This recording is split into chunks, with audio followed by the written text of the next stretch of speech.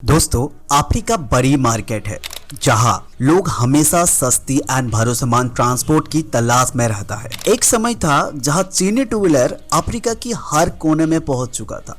उनकी बाइक सस्ती थी, हर जगह अवेलेबल थी और लोग उन्हें लेना भी पसंद करता था। लेकिन आज काफी कुछ बदल चुका है।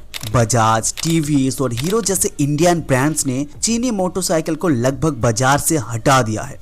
ऐसा क्या हुआ? कैसे इंडियन बाइक ने चीनी बाइक की मुकाबले में पीछे छोड़ दिया? आज हम इसी सक्सेस की कहानी को विस्तार में समझेंगे। ये कीमत एंड क्वालिटी की बात नहीं है, बल्कि बिजनेस स्ट्रैटेजी की बात है। तो चलिए शुरू करते हैं। 2000 की शुरुआती सालों में चीनी मोटरसाइकिल अफ्रीका की हर बाजार में छाए हुए थे। जैसे कि हाउजी, लेफिन, जोंगसे, लॉन्शिन जैसे कंपनी ने बाजार को सस्ती बाइक से बिल्कुल भर दिया था। उनका एक मेन फॉर्मूला था, बड़ी मात्रा में मैन्युफैक्चर करना, प्राइस कम से कम रखना और सेल सबसे ज्यादा करना। उस टाइम इंडियन बाइक की कंपैरिजन में 30 गुना सस्ती थी चीनी बाइक्स। हर जगह आसानी से अवेलेबल था और लोकल अफ्रीकन डीलर्स भी इन्हें बेचने में बहुत ही ज्यादा रुचि रखता था, क्योंकि मुनाफा अच्छा था। नाइजीरिया, केनिया, तंजानिया, उगांडा जैसे देशों में लोगों के पास ज्यादा ऑप्शन ही नहीं था और पब्लिक ट्रांसपोर्ट भी बहुत ही ज्यादा महंगा था। इसलिए चीनी बाइक आसान समाधान बन चुका था सभी के लिए। बट दोस्तों, सस्ती चीजें तब तक चलता है जब तक लोगों को उनकी फॉल्ट के बारे में पता नहीं चलता है। और ये सेम चीज चीनी बाइक्स के साथ ही हुआ। चीनी बाइक्स सस्ती तो थी, लेकिन टिकाऊ बिल्कुल नहीं था। एक साल के भीतर अफ्रीका के लोगों को समझ में आया ये बाइक जल्दी से जल्दी खराब होता है, इंजन जल्दी गर्म हो जाता है, सस्पेंशन कमजोर है अफ्रीका की रोड के रिगार्डिंग, क्वालिटी पार्ट्स नहीं था, इसलिए मेंटेनेंस कॉस्ट ज्यादा होने लगा। 40,000 से 50,000 बराबर कीमत पर मिलने वाला बाइक की मेंटेनेंस कॉस्ट था एक साल के अंदर 20,000। चीनी बाइक्स खराब होने लगी तो लोगों को दिक्कत हुआ और ये सबसे बड़ी दिक्कत था। चीनी कंपनी सिर्फ बाइक एक्सपोर्ट के ऊपर ध्यान दे रहा था, लेकिन बिक्री के बाद सर्विसिंग के ऊपर कोई ध्यान नहीं दे रहा था। लोकल मैकेनिक के पास सही पार्ट्स नहीं था, इसलिए डुप्लीकेट स्पेयर पार्ट्स बाजार में आने लगे। इससे बाइक और भी ज्यादा खराब होने लगे। इसके कारण रीसेल वैल्यू बिल्कुल नहीं मिल रहा था। जब लोगों ने देखा चीनी बाइक्स एक साल के भीतर ही खराब होने लगी, उनके पास सही से स्पेयर पार्ट्स भी नहीं हैं, तो लोग चीनी बाइक खरीदने के लिए तैयार नहीं था। इन सभी दिक्कत की वजह से धीरे धीरे चीनी बाइक्स की मांग घटने लगी। जब अफ्रीका की बाजार चीनी बाइक्स की मांग नहीं कर रहा था, इस टाइम इंडियन ब्रांड्स जैसे कि बजाज, टीवीएस, हीरो ने जबरदस्त एंट्री मारी। स्ट्रॉन्ग एंड टिकाऊ जैसे कि Bajaj boxer, TVS star city जैसे बाइक्स चीनी बाइक की कंपैरिजन में बहुत ज्यादा स्ट्रॉन्ग था। अफ्रीका की रोड के रिगार्डिंग परफेक्ट डिजाइन था, स्ट्रॉन्ग सस्पेंशन था, ज्यादा वजन लेने के लिए क्षमता लोगों ने नोटिस किया इस बाइक के अंदर।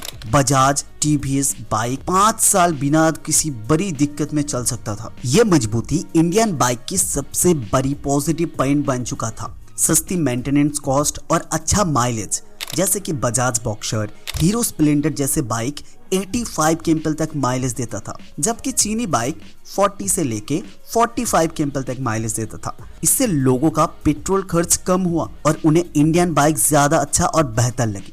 भरोसेमंद सर्विसिंग और स्पेयर पार्ट्स मिलने के कारण इंडियन कंपनी ने एक स्मार्ट कदम उठाया। न्यू सर्विस सेंटर और स्पेयर पार्ट्स के ऊपर बहुत ही अच्छे से ध्यान रखा गया। टीवीएस और बजाज अफ्रीका की हर एक बड़े शहर में सर्विस सेंटर खोल दिया। लोकल मैकेनिक को ट्रेनिंग देना स्टार्ट किया। इसे बाइक रिपेयर करना बहुत ज्यादा आसान हुआ। यह गेम चेंजर साबित हुआ इंडियन ब्रांड्स के लिए, जो चीनी कंपनी बिल्कुल नहीं कर पाया है। इससे क्या हुआ, इंडियन जो बाइक था उसका रीसेल वैल्यू बहुत ज्यादा बढ़ चुका था। लोगों का भरोसा और भी स्ट्रॉन्ग हुआ। जब लोगों ने देखा इंडियन बाइक ज्यादा स्ट्रॉन्ग एंड भरोसेमंद है, तो उनकी सेकेंड हैंड मार्केट वैल्यू भी बहुत ज्यादा बढ़ गया।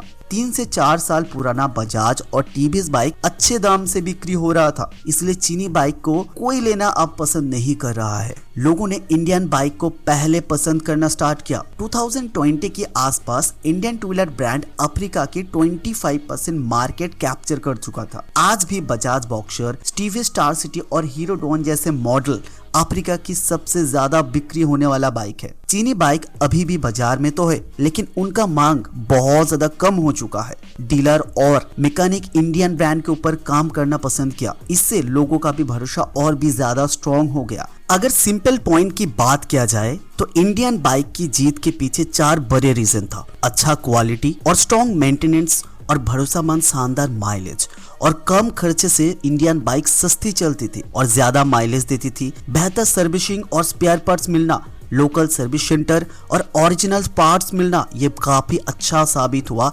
इंडियन ब्रांड्स के लिए। और इंडियन ब्रांड्स की जो बाइक था उसका रीसेल वैल्यू भी काफी अच्छा था, जिसके कारण सेकेंड हैंड मार्केट भी काफी ज्यादा स्ट्रॉन्ग बन चुका था। ये कारण था कि चीनी बाइक की कंपैरिजन में इंडियन ब्रांड ज्यादा सक्सेस हुआ अफ्रीकन मार्केट पे। और ये कारण था कि चीनी बाइक जो कभी अफ्रीका का किंग हुआ करता था, आज लगभग गायब हो चुका है और इंडियन ब्रांड्स पूरा बाजार कैप्चर कर चुका है। आपका ओपिनियन क्या है इंडियन ब्रांड्स के लिए? कमेंट करके जरूर बताएं और ऐसा वीडियोस देखने के लिए चैनल को सब्सक्राइब जरूर कीजिए। मिलते हैं अगले कोई वीडियो में, तब तक अच्छे से रहिए। टेक केयर, बाय बाय, जय हिंद दोस्तों।